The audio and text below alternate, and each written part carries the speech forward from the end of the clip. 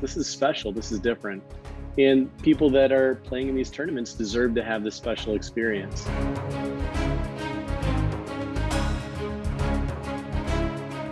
We wanted something to really cement particularly our club championships, which we have two of now with Chicago and Atlanta. And so when I think about that, I felt weird putting in a simple order form to the trophy shop. It didn't feel very New Club. It didn't feel like this timeless thing. It didn't feel like the inspiration that I see when I was in Scotland and Ireland, and the things that they present to their champions and their medal winners. And you could tell this stuff was handcrafted and 200 years old. You had put me in contact with Sherry Sims, professor and head of the jewelry medals department at University of Akron. There were about 5 or 6 students that came up with sketches and ideas. What was so cool is some kids were researching golf societies. They were looking in the history books of St. Andrews and trying to get some inspiration from that, which I thought was really cool.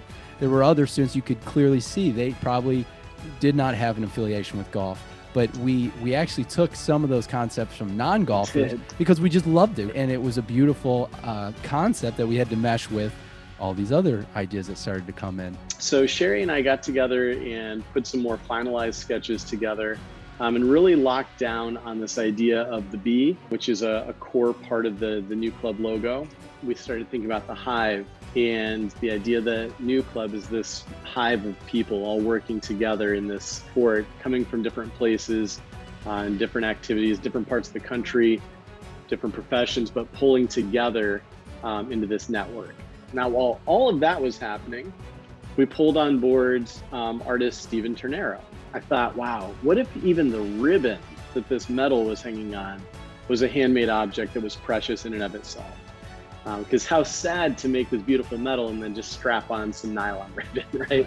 Right. So we reached out to Stephen. He was really excited to work on this. He hand dyed all of the wool for this, kind of to our specifications of something that was more of an earth tone, something that would tie more to the heritage of golf. His pattern that he developed, it was Kismet, that developed into the hexagonal pattern as we were developing the shape of the medal. Those didn't influence each other, they just happened to be. And so that is incorporated into the ribbon as well.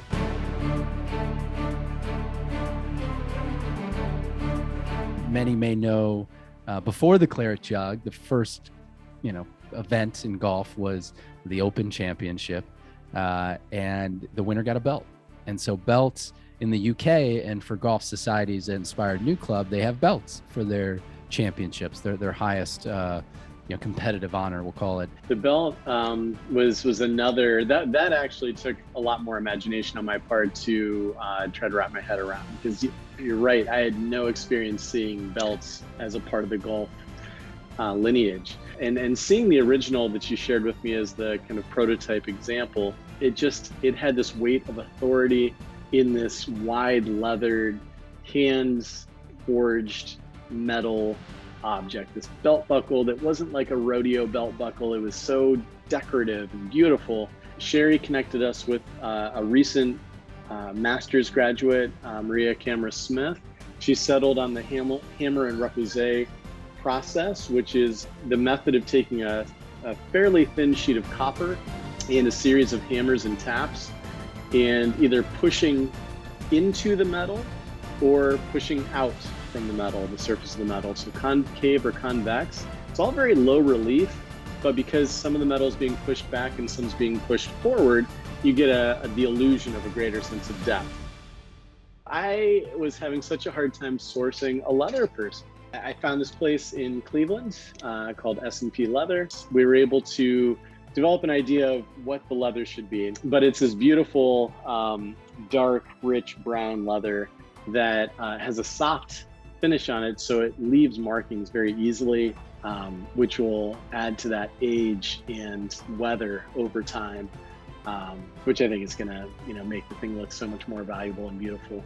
Really early on in this project, when we talked about a box to house the medals and the belts, I thought Jason's the guy. He's found, I think both of these are old like toolboxes, handmade toolboxes. The corners are a little beat up and the The nail heads show that they've been varnished a few times. Just beautiful, beautiful objects that have the warmth of time. On top of each of those boxes will be a plate. We can mark the name, date, and location of the tournament winners. At the presentation ceremony, there's going to be this rustic box sitting in the middle of this space that when open reveals those cherished trophies. This is the perennial trophy. So your medal goes home with you for a lifetime. You'll be able to, hang or put it on the mantle wherever you need.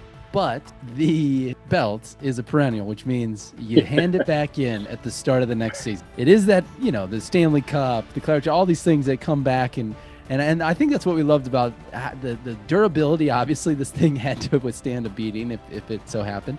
But also just the character that it will develop over the years from the transport of member to member and having their names added. It's going to be pretty neat. It's not an absolute necessity. That's not why people have joined your golf society, but it's a value added. We value these sculptures and things that we see in Italy and by Michelangelo and all these master artists because of the hand. They're not perfect. In fact, some of the imperfections are what make them function well. There's so much value. There's an inexplainable value in it.